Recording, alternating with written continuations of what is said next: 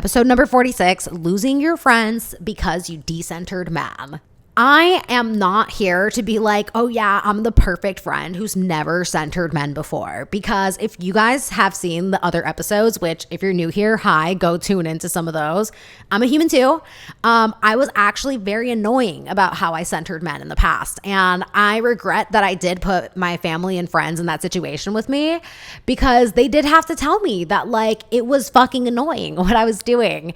And not that like, you know, you have to live according to other people's lives. Like, oh, why should you care? Like, why don't you just live your centering man life? It was affecting the friendships and it was affecting the nights out. And it was even affecting the things that we could talk about because I really thought that like, not only should my life path be getting married, finding a boyfriend, going home with a man for the night, or getting a man to give me his phone number for the night so that we could eventually plan a date. Like the night had to involve a man or end with a man. But I also was somebody who was like, I always wanted to talk about that guy. Very Carrie Bradshaw like, in a way where it was like the solution is obvious, the problem is obvious. The only thing that's remaining is you. Like you have to act on it. I had one friend call me the fuck out. And she was like telling me that like, I don't always have to be in a relationship. It could just be me and her like kicking it and living the life that we want.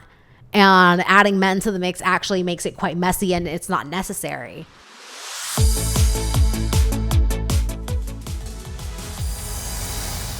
I also was in an on and off relationship when I was 20, and I had another friend who was going through her little single era, and I was watching her life change like crazy. Now I know it was after college. Like, no, it was when we were entering college. So it seemed like, oh, okay, like your life is supposed to change anyways. But like her life was definitely on the up and up.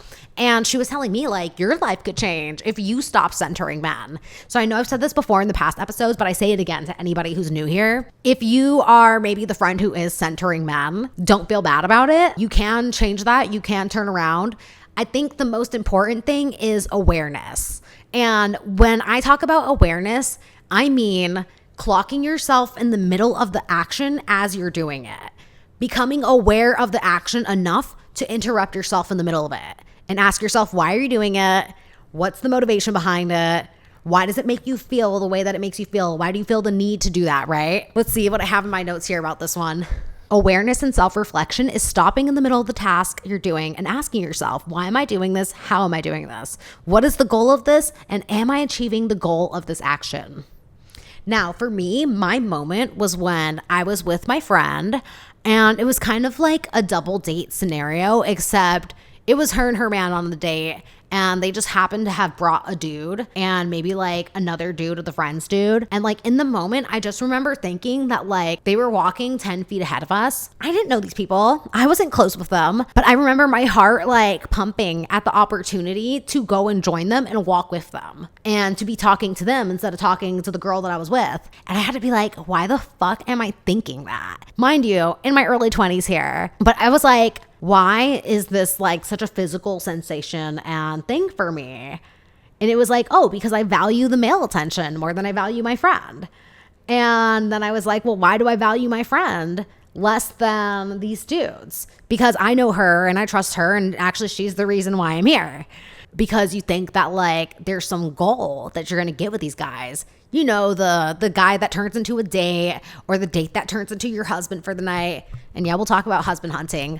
The general idea was that whatever was going to happen with those dudes was going to lead to a more fulfilling outcome than being with that friend. And, you know, if depending on if you have an energy draining zombie in your life, maybe that's true. You know, maybe your energy draining zombie is less fulfilling than what is male validation. Some women literally will say that they do everything for the male validation or for the attention, which, by the way, babe, I am going to judge you there. I am going to let you know that it's some low self-esteem shit. That was my moment of awareness for me with my friend and walking behind those dudes. Yeah, if you're centering men, there is no balanced way to live your life because men don't center women. Men center their bros. Men center their homies. I talked about this in one of the last podcasts. Yeah, no, if you're centering men, it means that you're not centering your life on yourself, which is incongruent to the way that men live their day-to-day lives. So you wouldn't even be doing something that is a common practice. And there is no balance in that. You're a hard friend to be around, obviously, when you don't value the friendship.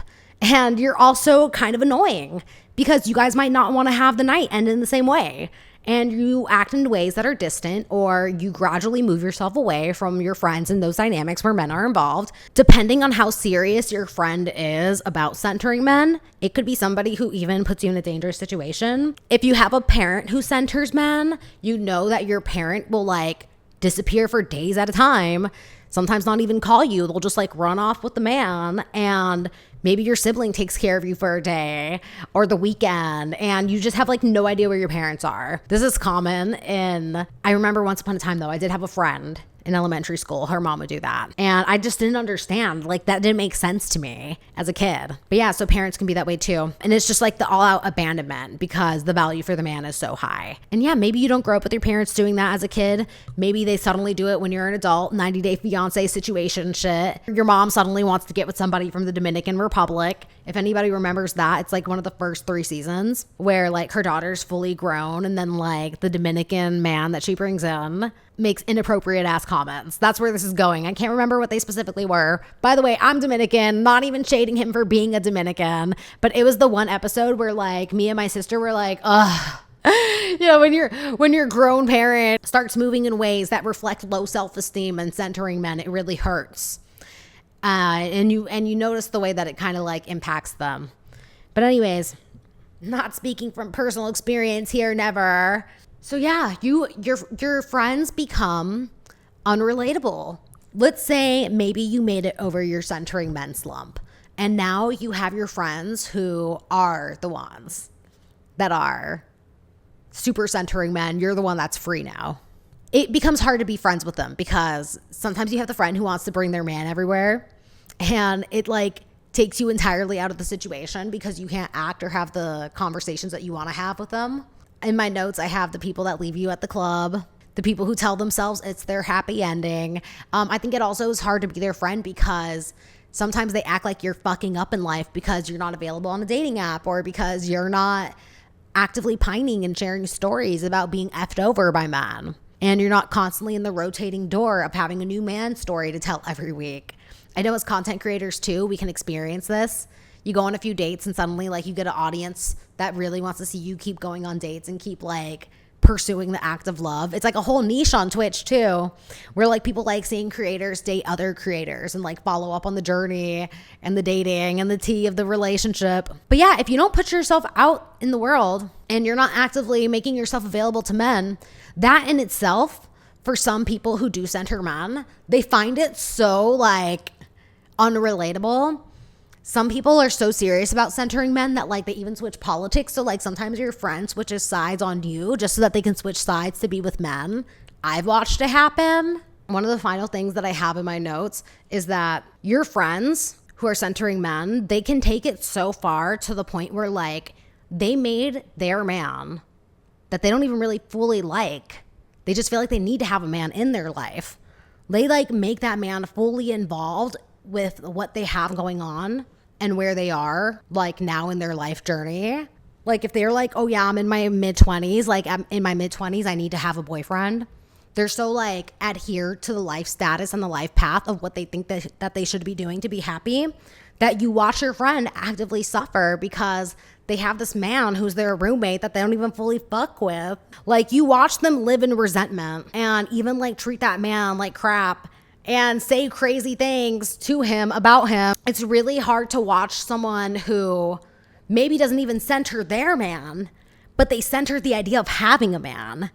And you watch them live this life that they're not fully aligned with. And sometimes it can be this person who's just kind of like codependent. Their centering male status isn't even so much about like that person being the center of the universe, but the fact that they thought that their life goal had to end with a man in it.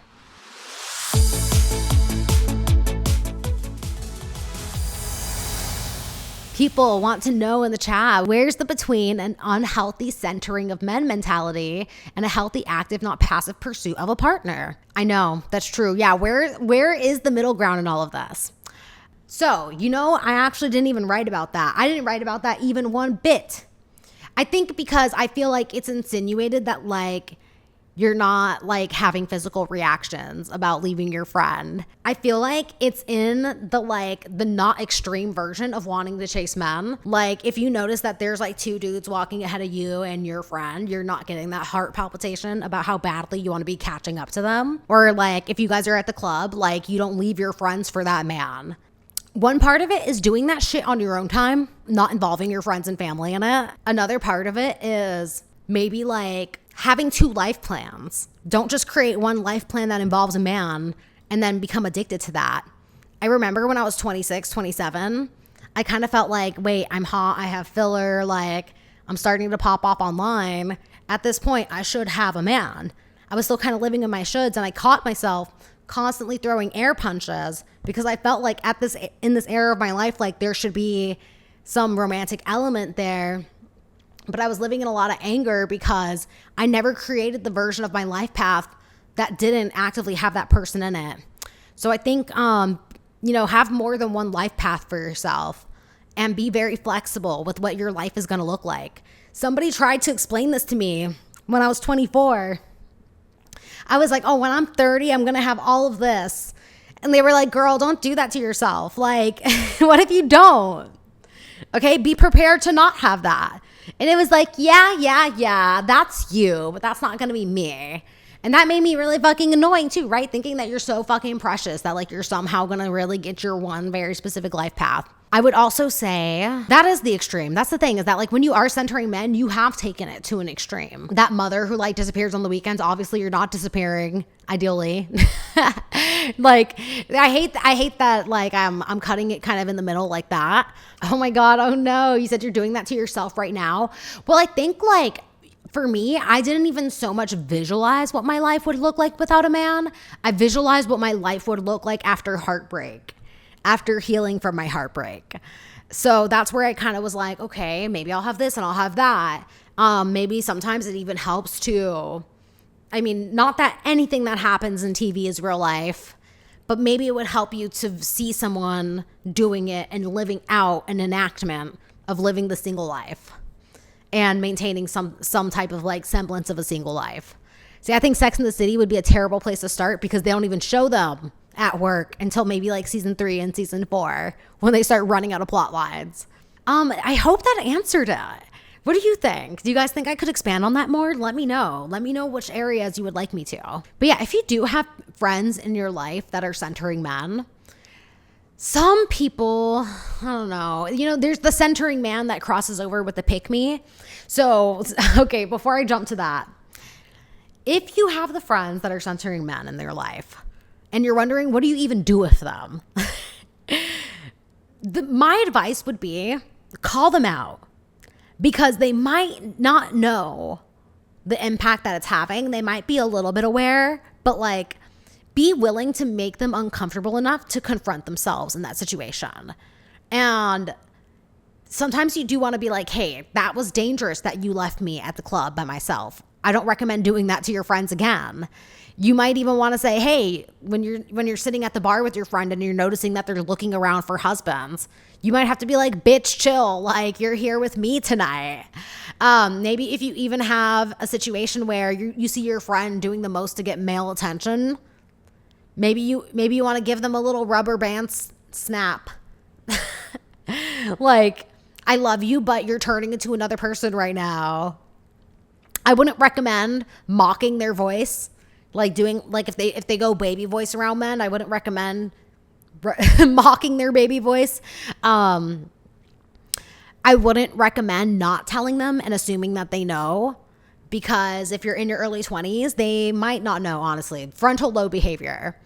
Sometimes it's not enough for them to know that they hurt you. You have to let them know that what they're doing is something that's going to hurt everyone. Let them know too that it's even hurting themselves. For me, I still think about how somebody told me that my life would change for the better if I was single, because it genuinely did. And I see that around, I see myself wanting to give women that advice on TikTok who I watch their content, and like, I see them still like engaging in dating apps and subjecting themselves to the torture of dating apps. Give them a few chances to be called out. I would say like 1 to 2 should be right about there. But usually that person is going to need way more.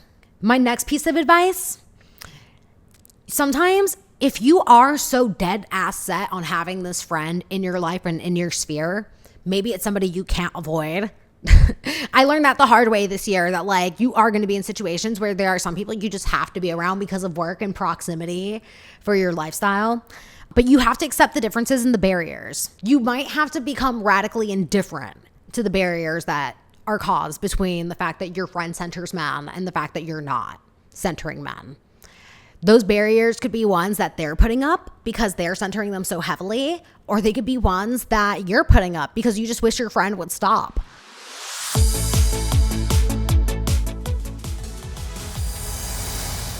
I personally was in situations in the past where like I had to kind of call out my friend for dating when she didn't have a job, because she was admitting to settling for a man that she was saying that she wasn't super enthusiastic about, saying that she moved states, and this guy like never stopped blowing her up and being in her DMs, Mr. DM man, just like saying these things that made it seem like, wait, you're only entertaining this guy because you don't have a job right now, you feel lonely, like he's reminding you of situations back home, but like otherwise, like this isn't a situation that you would be entertaining if your life was where it was. And I started getting a little heated with her. I was like, but if this guy is specifically involving himself with you, even more so now because he knows that you don't have a job, this is a guy who's like preying on the fact that you're down in the dumps. You kind of saw this with that show Adolescence, where he was like, yeah, something really bad happened to her. He's like, something really bad happened in her life.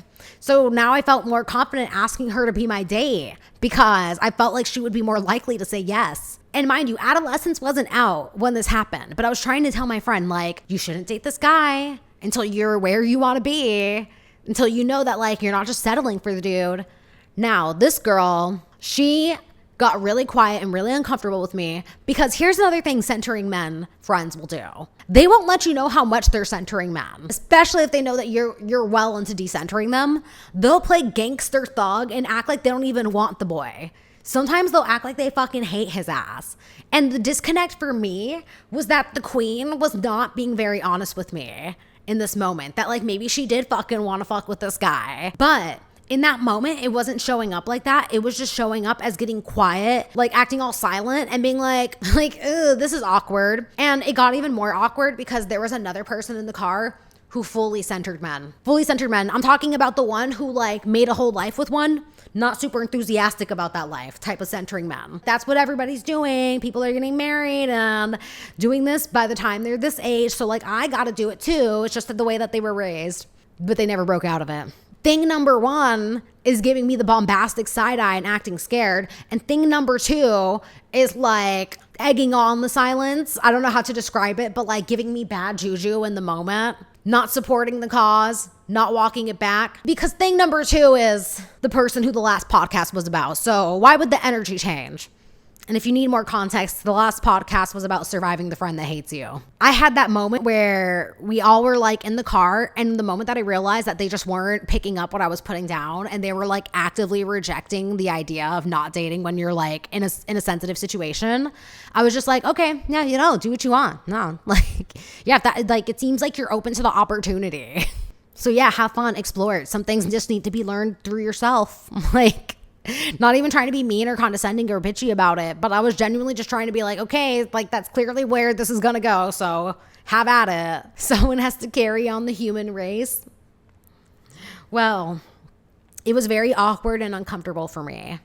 I will say though, my centering men thing number two was more so adamant about sustaining their energy through me because they're codependent. So I did end up seeing thing number two again, but I didn't see thing one for months.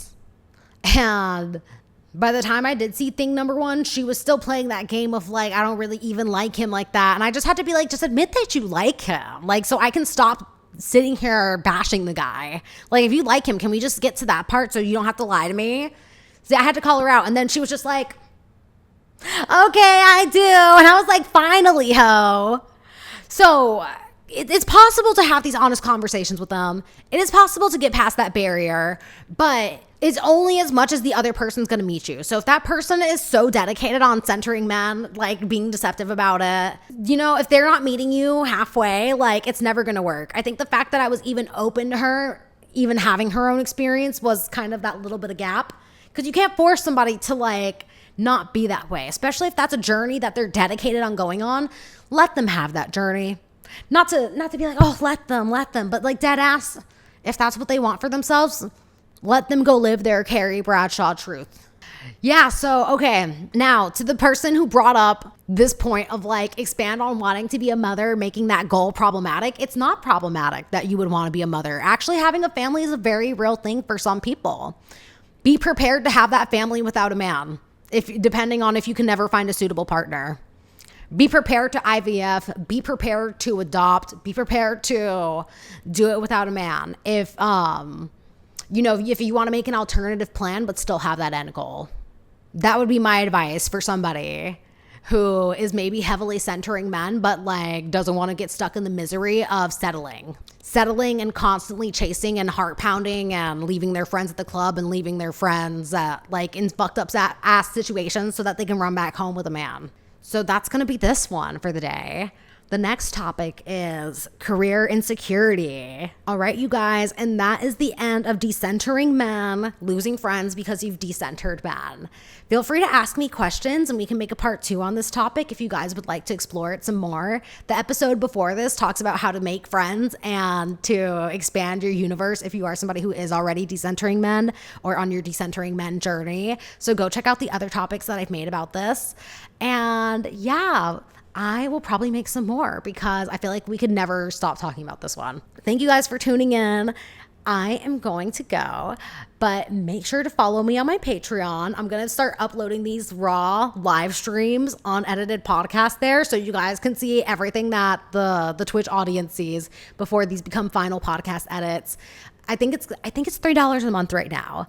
Also, if you guys follow me on YouTube, I upload all of these podcasts over there.